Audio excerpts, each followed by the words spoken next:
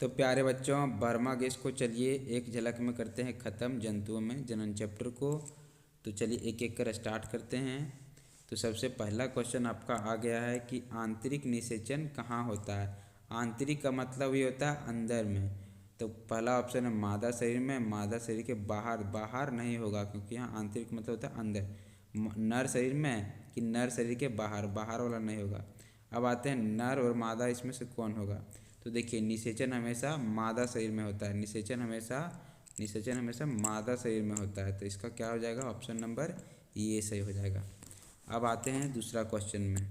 दूसरा क्वेश्चन कहता है कि हाइड्रा में जनन की विधि है। हाइड्रा में जनन की विधि है अथवा हाइड्रा अलैंगिक जनन क्या कहलाता है। हाइड्रा का जो अलैंगिक जनन है वो क्या कहलाता है, तो वो मुकुलन कहलाता है।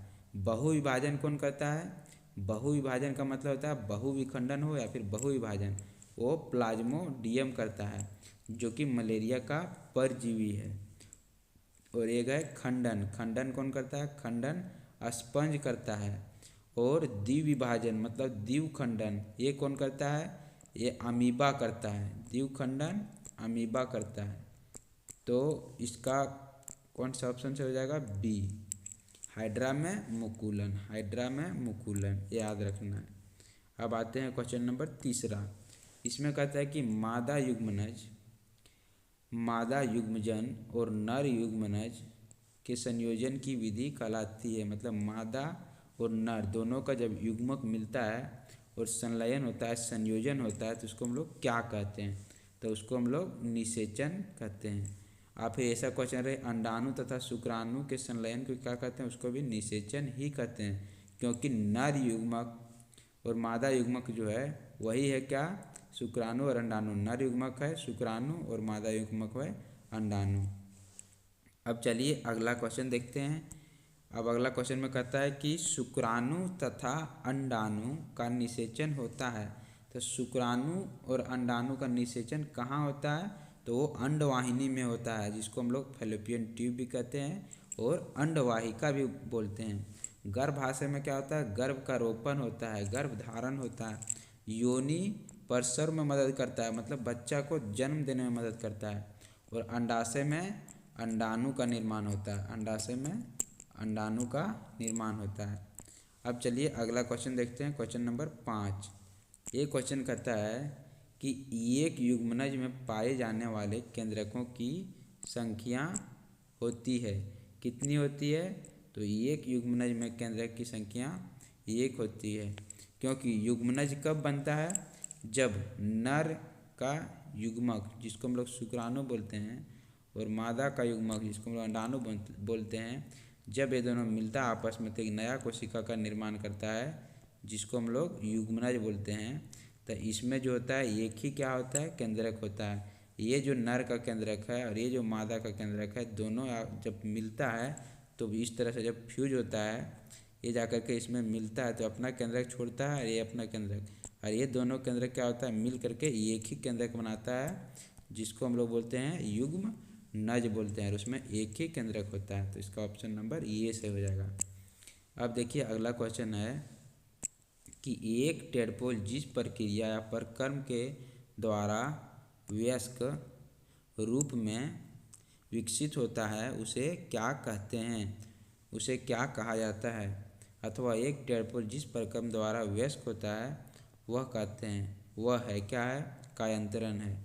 उसको हम लोग कायांतरण कहते हैं। मतलब मेढक जो है उसमें जो छोटा छोटा उसका रहता है टेडपोल, उससे एक पूरा पूर्व मेढक में बनने की ये जो प्रक्रिया है उसी को हम लोग कायांतरण कहते हैं। निषेचन क्या है, निषेचन नर और मादा युग्मक के संलयन है।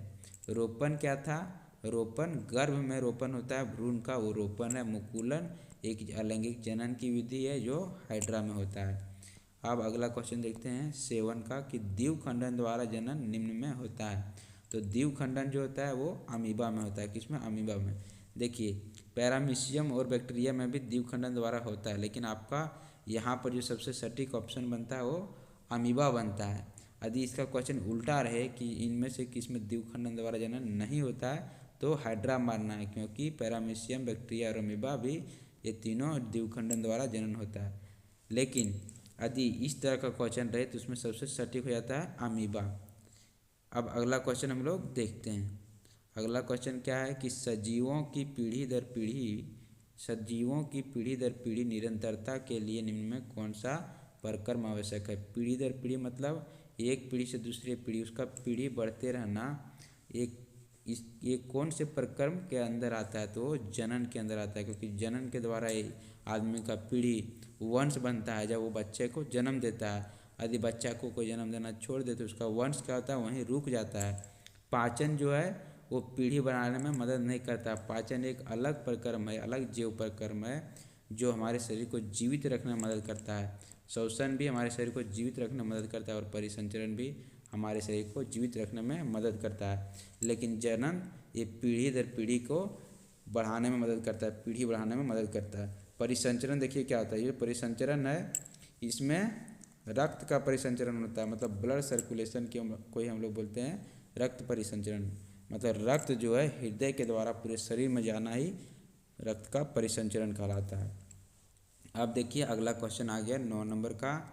तो 9 नंबर का क्या हो जाएगा कि देखिए निम्न में कौन सा जंतु जरायुज है। सबसे पहले हम लोग जरायुज समझते हैं कि जरायुज होता क्या है। तो देखिए ये जो जरायुज है, जरायुज वैसे जीव होते हैं जो अपने ऐसा बच्चा को जन्म देता है, उसी को हम लोग जरायुज कहते हैं। और एक होता है अंडपरजक। अंडपरजक वो होता है जो अपने बच्चे को जन्म नहीं देता, वो अंडा देता है, उसको हम लोग अंडपरजक बोलते हैं। अंड और अंडा इस तरह से याद रखना है, ठीक है।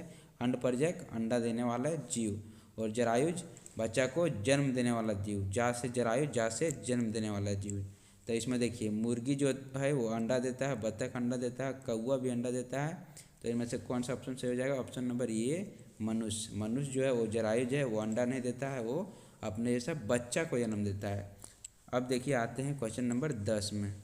क्वेश्चन नंबर 10 कहता है कि जंतुओं में जनन की कितनी विधियां हैं। तो जंतुओं में जनन की 2 विधियां हैं, एक अलैंगिक और एक लैंगिक जनन। अलैंगिक जनन में एकल पेरेंट्स द्वारा जनन होता है, और लैंगिक जनन में द्वि पेरेंट द्वारा माता और पिता दोनों की मदद से जनन होता है, ठीक है। और अलैंगिक जनन का माता पिता दोनों नहीं रहता है, उसका कोई एक रहता है जिसको हम लोग उसका पेरेंट बोलते हैं, ठीक है। अब देखिए 10 नंबर क्वेश्चन हो चुका है। अब 11 नंबर का क्वेश्चन में आते हैं कि मुकुलन द्वारा जनन निम्न में होता है। तो मुकुलन द्वारा जनन जो होता है वो हाइड्रा में होता है, अमीबा में द्विविखंडन द्वारा, पैरामीशियम में द्विविखंडन द्वारा, और बैक्टीरिया में भी द्विविखंडन द्वारा। अब देखिए अगला क्वेश्चन है कि पौधों में जनन अंग कहाँ पाए जाते हैं। तो जो पौधों का जो जनन अंग है उसको हम लोग बोलते हैं पुष्प। पौधे का जो जनन अंग है वो फूल है, उसका फूल में ही नर पार्ट है, उसका फूल में ही मादा पार्ट है, ठीक है। अब आते हैं क्वेश्चन नंबर 13 में। क्वेश्चन नंबर 13 कहता है कि अमीबा में किस विधि द्वारा जनन होता है। फिर से वही क्वेश्चन रिपीट हो रहा है। अमीबा में द्विविभाजन, जिसको हम लोग द्विखंडन बोलते हैं, उसके द्वारा जनन होता है। मुकुलन किस में होता है, हाइड्रा में। खंडन किस में, स्पंज में। और बहुविभाजन प्लाज्मोडियम में। अब देखिए अगला क्वेश्चन है कि निषेचन जो मादा के शरीर के अंदर होता है क्या कहलाता है। तो मादा के शरीर के अंदर निषेचन हो रहा है तो उसको हम लोग बोलते हैं आंतरिक निषेचन। आ से अंदर, आ से आंतरिक निषेचन।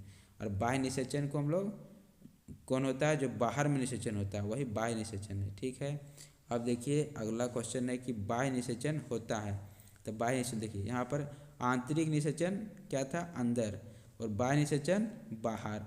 लेकिन किसके बाहर, मादा शरीर के बाहर। निषेचन हमेशा मादा शरीर में, महिला में होता है, ठीक है। स्त्रियों में निषेचन होता है। अब देखिए अगला क्वेश्चन है स्त्रियों में निषेचन कहाँ पर होता है, उसके फैलोपियन ट्यूब में, जिसको हम लोग अंडवाहिनी बोलते हैं या फिर अंडवाहिका बोलते हैं।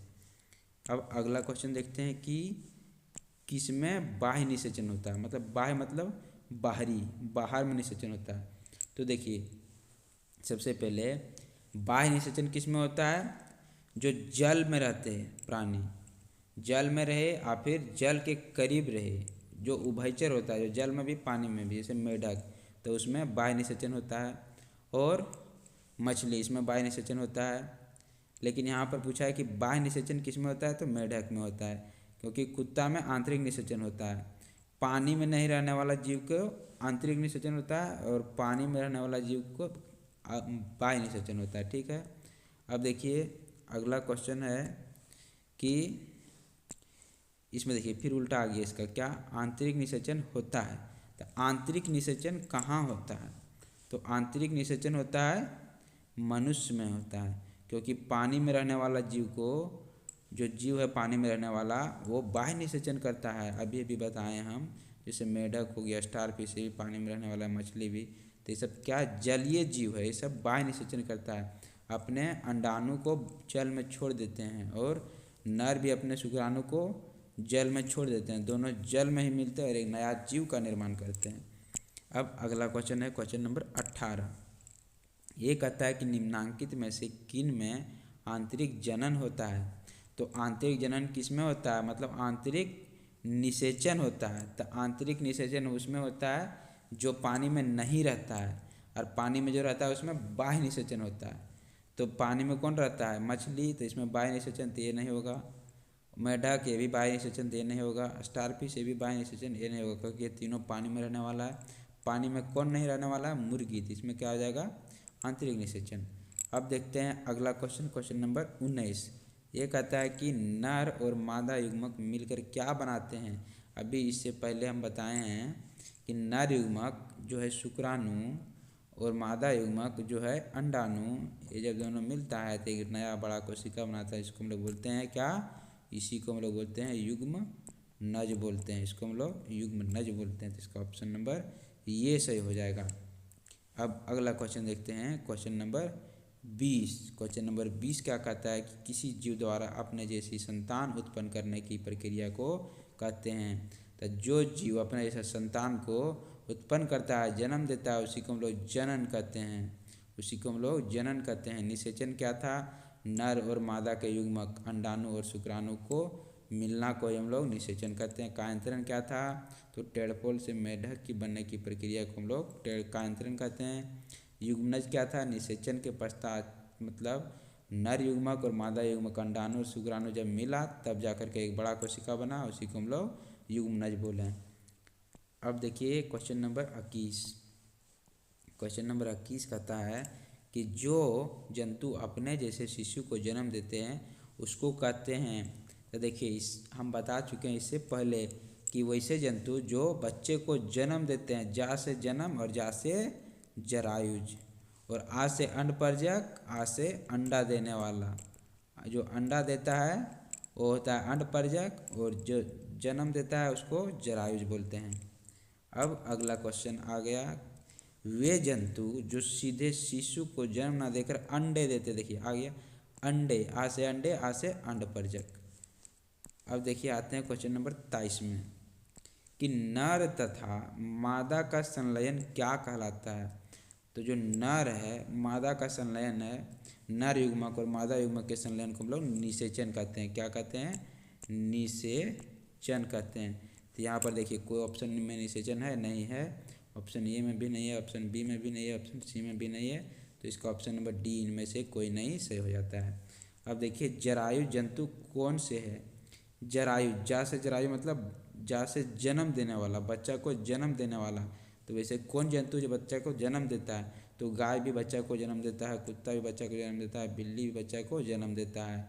तो ये तीनों जो है बच्चा को जन्म देने वाला है, तो इसको में हो जाएगा इनमें से सभी, ऑप्शन नंबर इसका डी हो जाएगा सही उत्तर। अब आते हैं क्वेश्चन नंबर 25 में। क्वेश्चन नंबर 25 कहता है कि अंडपरजक जंतु कौन सा है। अंडपरजक मतलब अंडा देने वाला। तो मेढक अंडा देता है, हाँ। छिपकली अंडा देता है, हाँ। मुर्गी अंडा देता है, हाँ। तो इसमें क्या आ जाएगा, इसका भी ऑप्शन नंबर डी इनमें से सभी सही हो जाता है। अब देखते हैं अगला क्वेश्चन कि विश्व में सर्वप्रथम एक भेड़ का क्लोन विकसित किया गया था जिसका नाम था। तो देखिए सबसे पहले समझते हैं कि क्लोन क्या होता है। तो क्लोन वे जीव होते हैं जो अपने माता पिता के जैसा एकदम ट्रू कॉपी होते हैं, वही होते हैं, मतलब उसको हम लोग बोलते हैं कि वो हूबहू वही है, उसमें कोई चेंज नहीं देखने को मिलता है। जैसे खोटा को देखते हैं, पिपरी को देखते हैं, ये सब को, तो ये सब में देखिए क्या होता है, जैसा है सब काला काला एक ही जैसा, कोई उसमें समान विभिन्नता नहीं है, सब समान है। तो वो क्या है, क्लोन है एक दूसरे का। तो इसी प्रकार देखिए, जो इसी प्रकार एगो भेड़ का क्लोन तैयार किया गया था सबसे पहले। उसका नाम क्या था? उसका नाम डॉली था। उसका नाम डॉली था। अब आता है क्वेश्चन नंबर 27 में कि शुक्राणु कैसे होते हैं। तो शुक्राणु जो है क्या सूक्ष्म होते हैं, छोटे होते हैं, बहुत सूक्ष्म होते हैं, क्षीण होते हैं? सूक्ष्म का मतलब होता है मतलब छोटा, और मतलब छोटा होता है छोटा, सूक्ष्म मतलब बहुत छोटा, और एक होता है क्षीण। क्षीण का मतलब होता है कि वो कमज़ोर होता है, और बहुत सूक्ष्म का मतलब होता है कि वो इतना सूक्ष्म कि उसको हम लोग आँख से नहीं देख सकते हैं। तो शुक्राणु को हम लोग आँख से नहीं देख सकते हैं, तो इसमें हो जाएगा बहुत सूक्ष्म। तो इसका ऑप्शन नंबर सी सही हो जाएगा। अब अगला क्वेश्चन देखते हैं, क्वेश्चन नंबर 28। क्वेश्चन नंबर 28 कहता है कि मुर्गी के बच्चे को क्या कहते हैं। तो मुर्गी के बच्चे को चूजा कहते हैं। जिस तरह कुत्ते के बच्चे को पिल्ला कहते हैं और बिल्ली के बच्चे को बिलोटा कहते हैं, इसी प्रकार मुर्गी के बच्चे को चूजा कहते हैं। ठीक है। अब अगला क्वेश्चन देखते हैं कि मुर्गी के अंडे के ऊपर क्यों बैठती है। मुर्गी जो है वो अंडे के ऊपर क्यों बैठती है? तो ऊष्मायान के लिए। किसके लिए? ऊष्मायान के लिए। अब देखिए कि 30 नंबर क्वेश्चन, जो कि लास्ट क्वेश्चन है, कि किसके अंडे कवच से ढके नहीं होते हैं। किसका अंडा कवच से ढका हुआ नहीं रहता? देखिए मुर्गी का अंडा जो है वो कवच से ढका हुआ रहता है। जो मुर्गी का अंडा है वो कवच से ढका रहता है, उसके ऊपर में एगो बाहर हार्ड कवरिंग लगा हुआ रहता है, जो अंडे के अंदर से उसको सहायता करता है अंडे को बाहरी ओर से। ठीक है। और मेढक जो है उसका अंडा में कवच नहीं होता है, वो पानी में इसी तरह छोड़ दिया जाता है। गाय अंडा ही नहीं देता है और कुत्ता अंडा ही नहीं देता है। इसमें क्या हो जाएगा सही कि मेढक। मेढक का जो अंडा है वो कवच से ढका हुआ नहीं रहता है। तो आज का इतना ही क्वेश्चन है जंतुओं में जनन का।